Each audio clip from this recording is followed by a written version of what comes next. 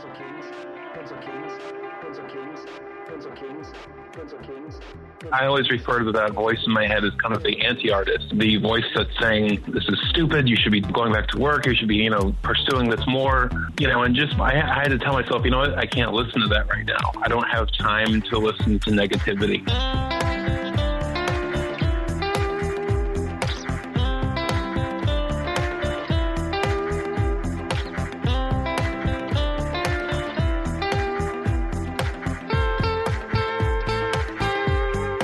All right, we're back. This is the Pencil Kings podcast. It's Wednesday, and today we are talking with Steve Riederer, a new artist, but we'll get into his story, and he can tell you exactly what he's going through, because he's going through a huge change right now. He told me that he's moving houses, he's moving across the country tomorrow, and that's always exciting. So I'm very fortunate to have Steve on the call, and I just want to say welcome, Steve. And to start off, why don't you tell people just a 1-minute overview of what you're going to be doing, because I think that's the thing that we're going to be talking about most here. Sure, and yeah, I'm glad to be here. What I'm doing is I am moving to Colorado to start a program in illustration at a school out there, and I'm really starting to give art kind of my 100% of my attention in terms of doing it part-time as opposed to full-time. I quit my job about a month and a half ago, so I'm no longer doing that, and kind of giving myself the opportunity to explore art full-time and getting that kind of professional education so I can make this more of a career as opposed to a hobby. Awesome.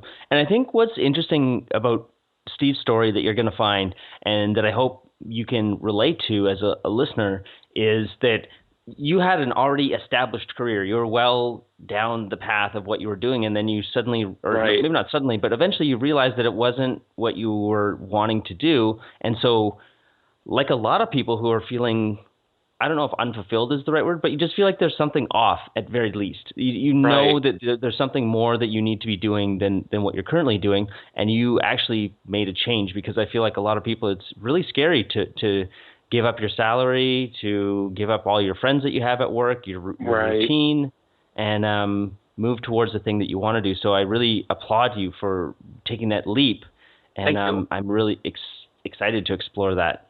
Yeah, I mean, I think, you're right. A lot of times when you're facing something completely new like that, like for me personally, I had been, kind of going down the line of being a professional counselor, and this is something that I've been pursuing for years almost, going with the education and everything.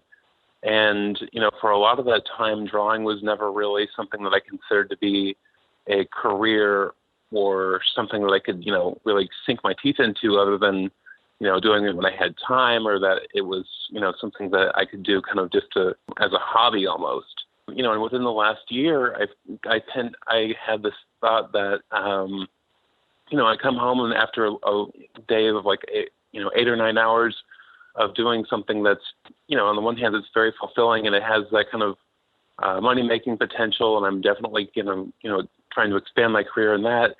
But then I can spend, 1 or 2 hours sitting down at my drawing table, and, it's almost night and day difference between the kind of enjoyment that you get from that versus something that you do for a job. And it was definitely a transition in terms of, saying, okay, this is something I want to try and make into a career. One of the things that I've heard is that the more scared or terrified you are of a new idea, probably the better it is. So this was probably one of the best things I had in a while, just, the kind of fear that came up with it, and addressing the concerns of how am I going to make money while I do this, and how am I going to sustain myself while I do this? So that's definitely been an issue. But I think, weighing kind of the pros and cons of it, this is something that, I can no longer pass up. This is something that I really want to kind of sink my teeth into. And for you, I feel like when you make a change like this, when you're in your 20s, your whole 20s almost can be exploratory. Or at least that's how I feel now. If you mess up, I'm using air quotes now, in your 20s, you can still recover in your 30s and get back on the track of whatever it is. But you're past your 20s, correct? Right. Yeah, I am slowly getting into my 30s. Yeah. Okay, so we're about the same age, and I feel like I had given myself until 35 where I said, okay, if things aren't going good, you need to start making some hard changes, because I've always felt like a creative person. I feel like this is Right. something that my parents, they don't understand. They understand stability, and they understand like the common path, you know, or I call it the common path. But I need to create something. Like I always have to be building something, and if I'm not building something, I just feel like I can't do it. You know, I can't stay in the routine, and that causes all kinds of problems, because when you're always building something and always trying to do something new, I'm not giving myself enough chance to go deep on some things. But you know, that's my own thing. But I feel like it's a little bit scarier in your 30s, and the reason why I bring that up is because I know that there's a lot of people who are stuck. You know, and Right. they're in that situation. They might even be older, and they're like, man, I don't know. Well, I think, you know, you're definitely onto something there, just in terms of, you know, while you're in your 20s, there's that kind of expectation that you can kind of turn things around and you can make these kind of new life choices. And, you know, and definitely it has been harder kind of, you know, now that I'm in my 30s, kind of making these kind of decisions and making this transition, you know, and what I would suggest to people in this, you know, in this situation where they feel like they're kind of stuck, or they feel like that they are wanting to do more of a creative enterprise, is to start small. I think, you know, it can be very overwhelming to think about doing something brand new or to start this big venture. But just giving yourself baby steps in terms of, you know, like putting like giving yourself an hour a day to do your art, or, you know, giving yourself a chance to sell your art online, or something like that, where you can just kind of, you know, see how things go. You don't necessarily have to jump to, you know, moving or switching careers. And then if it is something that you're extremely interested in, kind of really weighing the options of what you're, you know, first exploring what your goals are with that, or kind of what you would really ideally seeing yourself doing. You know, at the very beginning of this process, I did take an opportunity for myself, you know, just kind of writing down ideally what I want to be doing from day to day, without stopping myself and saying, oh, that's not feasible, or, oh, that's not necessarily, you know, what you can do with that, but just giving yourself the opportunity to picture that ideal life that you're looking for with your creative life. And, you know, just take a few steps a day or a few steps a week in terms of what you could do to get that. You know, it's really something that I had to kind of pace myself with, in terms of, you know, you can't necessarily do that right now, but what can you do, you know, in the meantime to kind of get that moving for yourself. And what did it look like for yourself?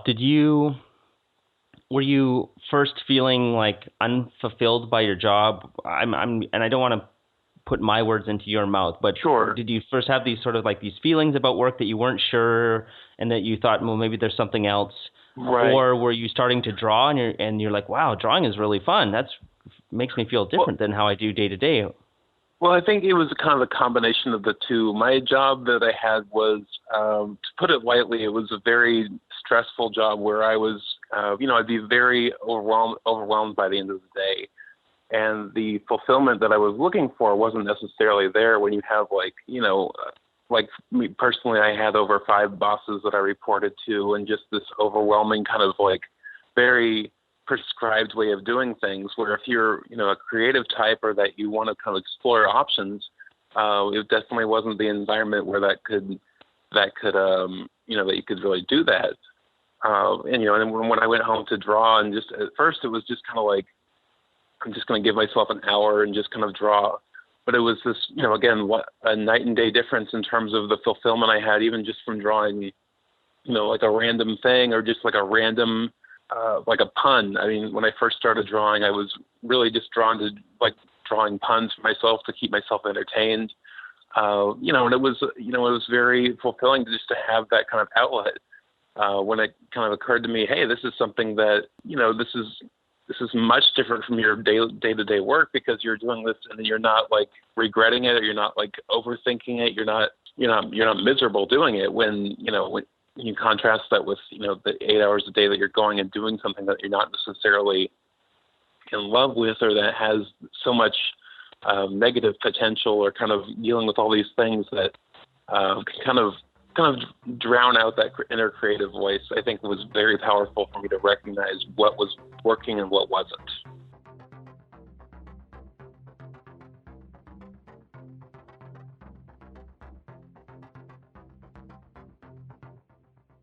Okay, so you started drawing, were you conscious about you talked about baby steps before, and I think this is really where we should spend some time talking about, because this is something that if a listener is feeling in the same place, that they could take that and start to apply these baby steps. I think it's a great way. It applies to pretty much anything big that you want to do at life. It's this old saying, how do you eat an elephant? It's one bite at a time. So when you can break things down into very simple steps, and all of a sudden they become achievable. Were you intentional about it, or did you just naturally draw because you felt good, and then maybe your subconscious was calling you to draw because it was just a good feeling, or did you have like a schedule where you said, no, I'm going to say no to Game of Thrones or whatever, time-wasting thing that you normally fill your nights up with. You're just going to say, I'm going to draw instead. Well, I think for me, like, I had been drawing for a very, very long time. When I was little, I always wanted to be a cartoonist and followed people like Charlie Barsotti that worked for the New Yorker, really got into Peanuts. One time I wrote a letter to an illustrator. I think his name was Tommy DePaulo, who wrote a couple of books or drew a couple of books that I was really interested in. Those were always things that I wanted to, that drew my attention when I was little. So I think, the passion was already there. It was just kind of, something that I had to kind of build up on. And for me personally, I think it was more, at first it was very unintentional, just kind of doodling on the side, or kind of like, when I had a couple minutes. But after a while, it was more of a task thing where I would tell myself, okay, I'm going to sit down and draw. Where you can usually, binge watch Game of Thrones, or you can go on Netflix and watch 7 hours of any number of things. And it didn't really give me that same enjoyment as sitting down and just drawing, or like watching a video on Pencil Kings in terms of, I'm going to learn how to do this today, or kind of explore that. It turned into a very prescribed, like, I'm going to do this 1 hour a day until I can, until I figure out what that next step is. Okay. So that's talking about just getting that daily habit in, which is important. We've talked about this a lot on the podcast, as well as inside Pencil Kings. But then you also went to a convention, or did you go to more than one convention? I've been going to conventions for, a couple of years, but this year was the first year I went as an artist. And I went to Heroes and Villains here in Chicago. And I guess my intention in going there was really just to kind of see what it was about. A lot of my prints that I had weren't necessarily comic related or having any comic book heroes, but I wanted to see kind of what goes into being that kind of, having that kind of lifestyle, or kind of having that kind of, fan base where you go when you sell your prints. And I was very fortunate in meeting a lot of artists there who do this for a living. I met one artist by the name of Michael Colero, who, he does these conventions pretty much all season long, and, very gifted artist, very drawn to what he does, and it shows through his work that he's so dedicated to it. And it was really kind of a learning experience for me to, kind of see that from the other side of not necessarily being that person that's going around buying the art, or like just going to all the panels, but also seeing what it takes to be an artist who kind of draws to that effect, or who can kind of go there and give the people what they want to make a living off of that. It certainly wasn't like a money building experience for me, just because, I don't think my experience was quite at that level yet, but I consider it a victory just in terms of seeing how everything worked there, and kind of meeting the people that have, taken this one step beyond, just drawing on their computer, or drawing something and hanging it up, versus, those people who are really kind of dedicated to that craft. Yeah, it's amazing. And for me, I can feel when you're telling your story here, like some anxiety in myself, as I imagine myself printing out some of my stuff and taking it to the convention. Like, I would just be so anxious, wondering, will people like this? I don't really have a fan base. Right. It's not really comic related, because the stuff that I enjoy doing isn't comic related. And did you feel any of that? I'm not hearing it in your voice. I feel like you just wanted to do it and you did it, and that's awesome. I mean, there was definitely a lot of anxiety going there. That same sort of thing. Like, this is, people who are like, want to hear about the Flash and want to hear about, Batman versus Superman was really big with the trailers. And I thought, man, none of my stuff really touches on this. What happens if they don't like it? And there was this, I had to keep telling myself, so what? There's going to be a ton of fans there. There's going to be a ton of people who, are just there for the sake of going. And, I had to kind of give myself these kind of cues, just like, you know what, this is just going to be an experience. And if people don't like it, then, that's their thing. And, surprisingly enough, there were a lot of people that came by my table and struck up a conversation about that, and actually bought a couple pieces. So, I mean, it was definitely just kind of giving myself those kind of mental cues or kind of things I was telling myself, because I definitely did have that anxiety going into it. Like, hey, wait, you're not drawing sequential art here. What are you doing here?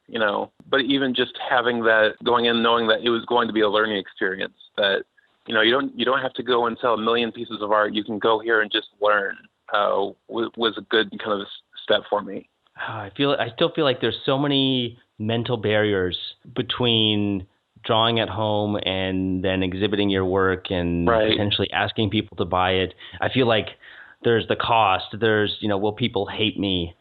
Right. Or in my case, because I'm such a scaredy cat, will people physically attack me? I'm worried that people will dislike my art so much that they'll attack me. And it's insane, of course, but I feel the anxiety to that level. But how about talking a little bit about the conversations that you had with people? Because my experience in going to conventions is very positive, and my experience doing the podcast here is that there's a lot of positivity, and I feel like part of my upbringing or whatever it is, it was rooted in being very competitive.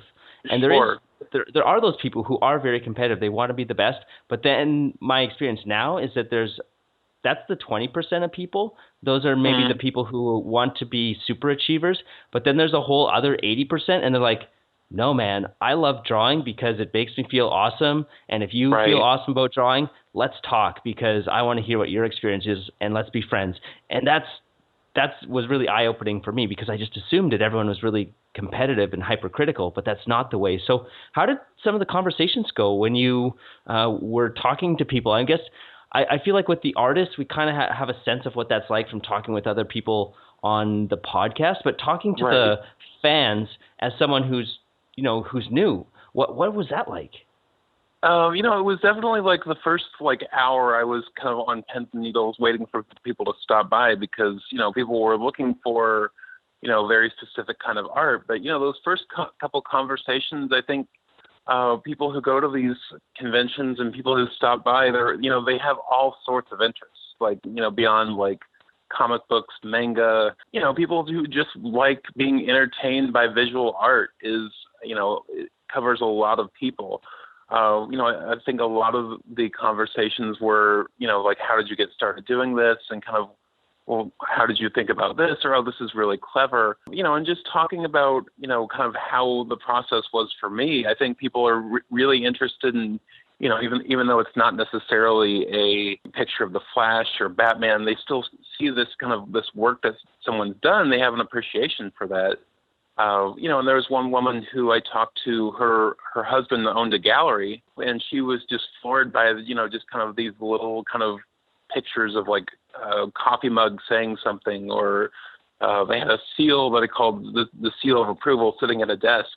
And, having that connection about these little small things. I think, again, the people that you're surrounded with are people that are kind of attuned to that and kind of can appreciate what you're doing, and also the other artists there were great. I think surrounding yourself with those type of people who are in the same kind of supportive environment or in the same kind of field, are really great in terms of asking questions, because more than likely they've been there too. They've been at that same position where they're wondering if they should be professional or if they should continue to do that. So everyone there was extremely helpful in terms of learning that process, and even just kind of having those conversations about an appreciation for that, because everyone that was there was very, kind of almost receptive ahead of time.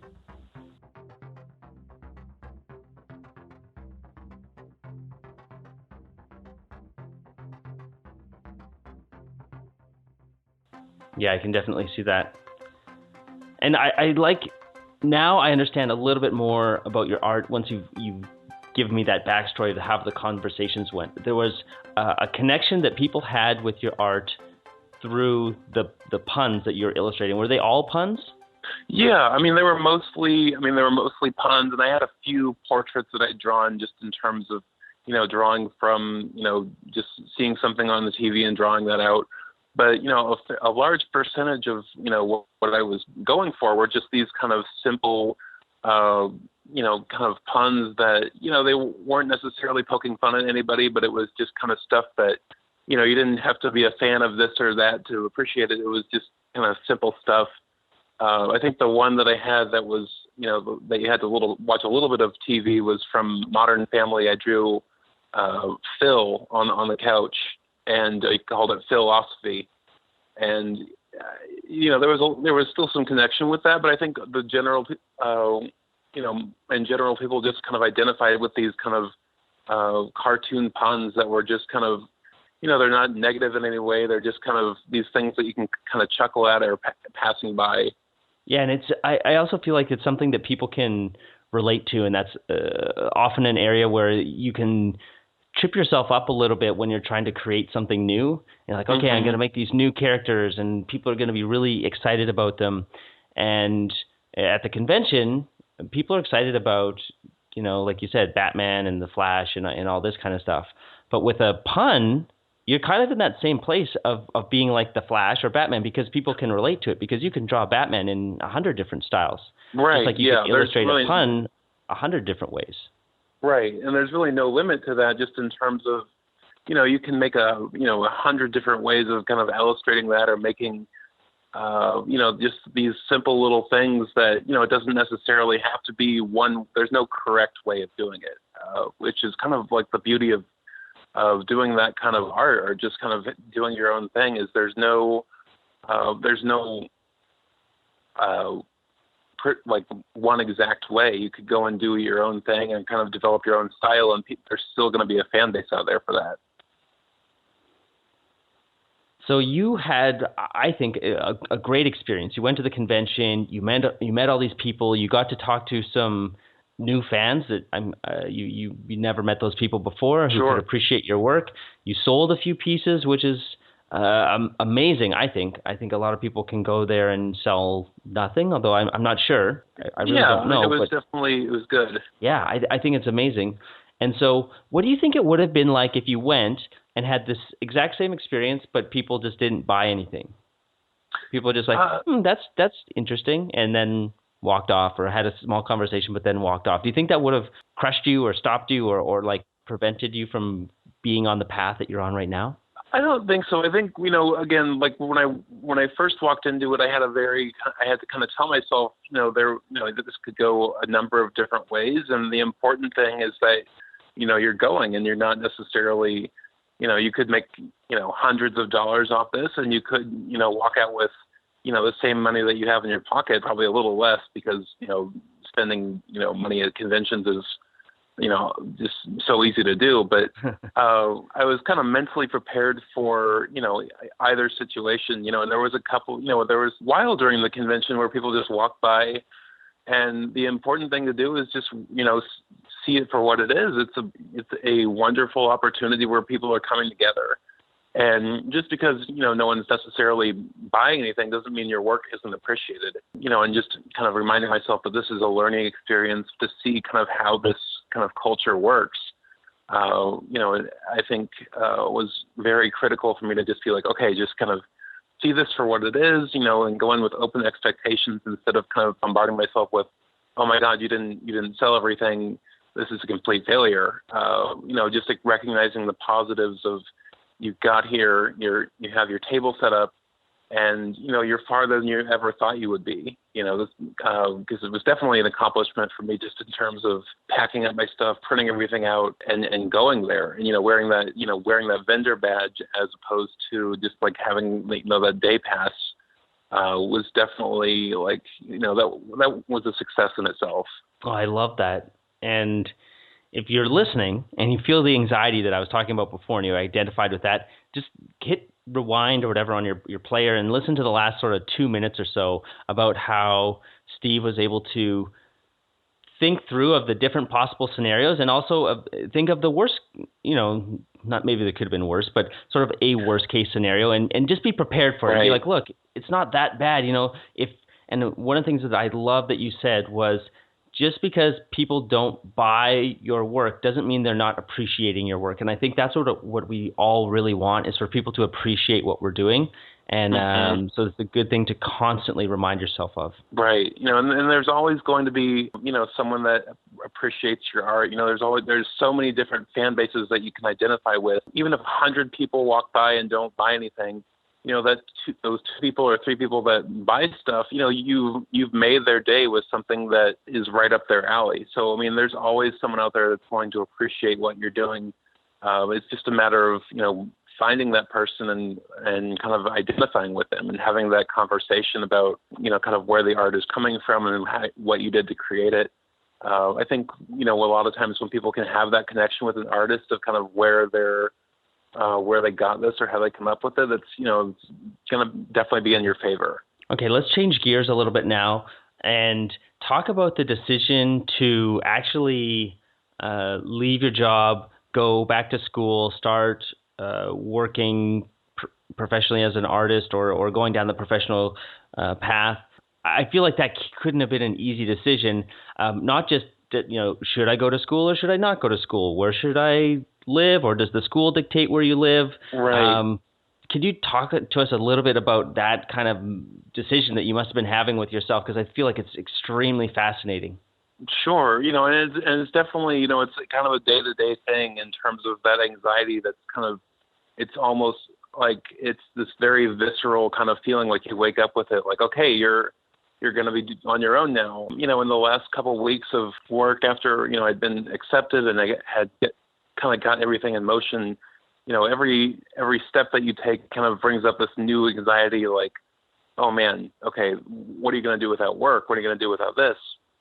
And almost like this, I always refer to that voice in my head as kind of the anti-artist, the voice that's saying, this is stupid. You should be, going back to work. You should be, pursuing this more, and just, I had to tell myself, I can't listen to that right now. I don't have time to listen to negativity, and just kind of giving yourself, that license to explore something.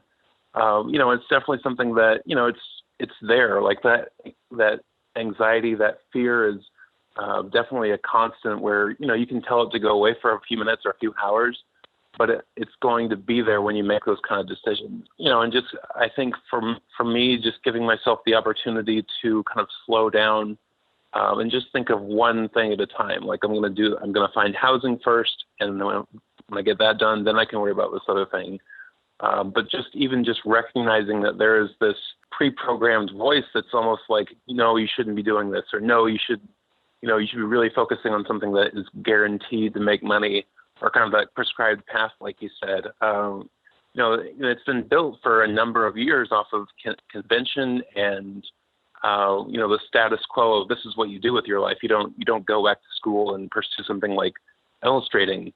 And just telling yourself, hey, that's fine, but I don't have time to listen to that. That's what I'm going to do right now is I'm going to do this. And I think a lot of times we bombard ourselves with negative talk where we kind of get in this circular thinking with, all the bad things that happen, but you just have to kind of interrupt that and give yourself an opportunity to say, you know what, that's okay. I'm going to deal with that, but right now I'm going to deal with that. And it's definitely a process I'd like to say that it was very simple for me to put into effect. But, the truth of the matter is that it's hard, sometimes waking up and thinking, oh my God, I have to do this. I have to do this. It's practicing that kind of, okay, I'm going to do this right now. And then, if that doesn't work, I'll figure it out then.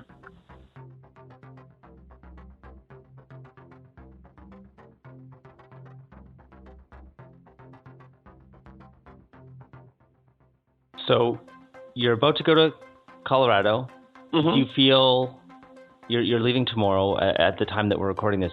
Do you feel like elated with unlimited possibility, or you're unsure that this is the right decision, but you're like staying positive and you're going through? I feel like because of your training in counseling, you're able to think about this stuff in such a clear manner that a lot Right. of us don't have that advantage, and I think it's amazing your responses to these questions. But how do you feel, just going into tomorrow, and is the new adventure officially kicks off, with the move? I'm very elated. I think, it just kind of depends on the time of day. When I sit down and, right now what I really am trying to focus on is just reminding myself of all the positive things going on in terms of going to school. I'm giving myself this opportunity. I have a place out there, and, I've got the website up and running now. I think it's very easy to get overwhelmed with, even today, just getting everything packed up, saying goodbye to people. It's all kind of have to keep it in perspective in terms of reminding myself of everything good that's happening. I am thrilled to have this opportunity, but on the other hand, I'm still a little bit terrified of everything that's ahead of me. When you leave one place, you leave that convention, you leave your friends, you leave a lifestyle, and you start, the life of an artist can be very difficult at times.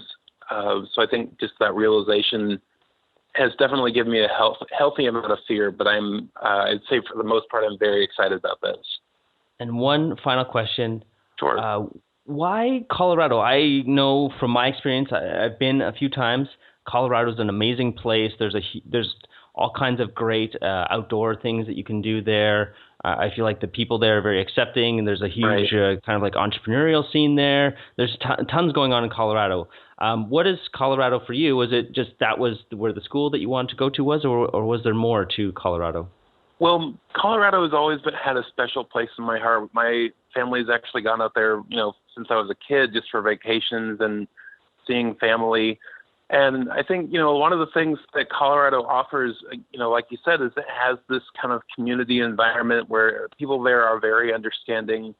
You have these, a lot of entrepreneurial people. You have, these artistic communities where I think, at this stage, it's so important to surround yourself with people who are accepting of that and can kind of give you that kind of acceptance in that community. And the other thing is, I think just the natural environment of Colorado has always been a giant appeal, just in terms of, you're 20 minutes from a day hike, you're 20 minutes from bicycling, and it's just such a beautiful surroundings that it's, pretty ideal to do that kind of career. And again, I think just this combination of the school being there and being able to kind of have a place where I can go outside and have that other part, when you're not being an artist, you can go out and enjoy these other things, was definitely a big draw as well. Great answer. Well, thank you so much, Steve, for hopping on the podcast. I know you're busy today with the move, and I wish you all the best with everything. And why don't you throw your website and some of the places where people can find you if they want to see some of your art and learn more about what you're doing and your journey? Sure. My website is stevedraws.com. It's brand new, so I've got a page there for prints and doing some custom artwork in terms of pet drawings, things like that. You can also find me on Facebook under Steve Draws. So probably once I get more moved, I'll have some more updates in terms of starting a blog there as well. So definitely shoot me an email if you have any questions, and I'd be happy to kind of, if you have any questions about your own process, let me know, and I would be glad to help you. Thank you so much, Steve. And we'll have show notes from this at pencilkings.com/podcast, and we've got a new podcast page coming up, so you can look for that and see anything that we mentioned here, the school and some of the different places and some of the different conventions. And that's it for this week. We'll be back next week, so thank you so much, Steve, and I wish you all the best. Thank you very much. Scope demands patience, skill, years of practice. You talk like a fool. I would trade a century of practice for an ounce of inspiration.